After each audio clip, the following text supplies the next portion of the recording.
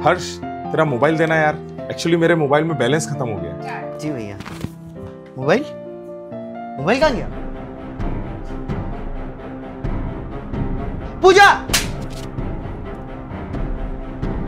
सब आपने मुझे थप्पड़ क्यों मारा? चोरनी कहीं की, थप्पड़ क्यों मारा? अभी बता दो।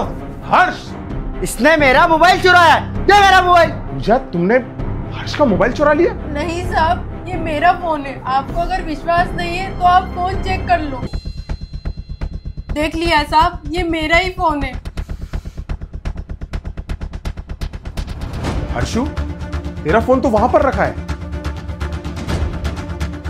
देख लिया साहब, मैंने बोला था ना कि ये मेरा फोन है। सॉरी पूजा, मुझे नहीं पता था कि हम दोनों का फोन एक जैसा है। हर्ष, अनजाने में किसी पर ऐसे इल्जाम नहीं लगाना चाहिए। और पूजा, मुझे ये समझ नहीं आ रहा कि इतना महंगा फोन तुम्हारे पास कैसे आया। कहीं ऐसा तो नहीं कि जो तुम पीछे वाले बंगले में काम करती हो वहां से तुम्हें अच्छा खासा पैसा मिलता हो? उसी बंगले में तो मैं रहती हूँ साहब, वो बंगला मेरा ही है। तो फिर ये तुम बाइयों का काम क्यों करती हो? वो क्या है ना साहब, 6 महीने पहले मेरे हस्बैंड का बिजनेस में बहुत बड़ा लॉस हो गया था। उसके बाद मेरे हस्बैंड ने कई जगह जॉब देखी पर उनको कहीं जॉब नहीं मिली। इसलिए साहब घर चलाने के लिए मजबूरन मुझे ये काम करना पड़ा। लेकिन साहब आपसे एक रिक्वेस्ट थी, आप ये बात किसी को मत बताना। उसकी तुम्हें चिंता करने की कोई जरूरत नहीं है, मैं किसी को नहीं बताऊंगा। थैंक यू साहब।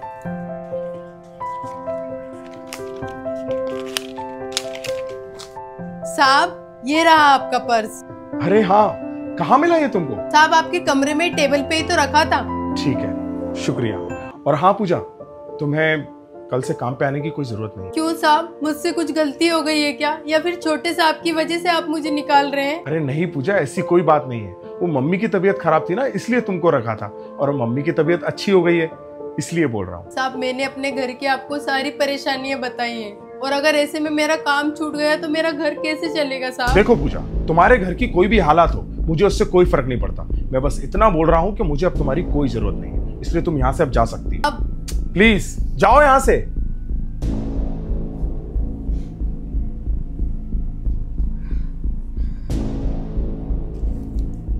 इतने सारे पैसे और ये चिट्ठी।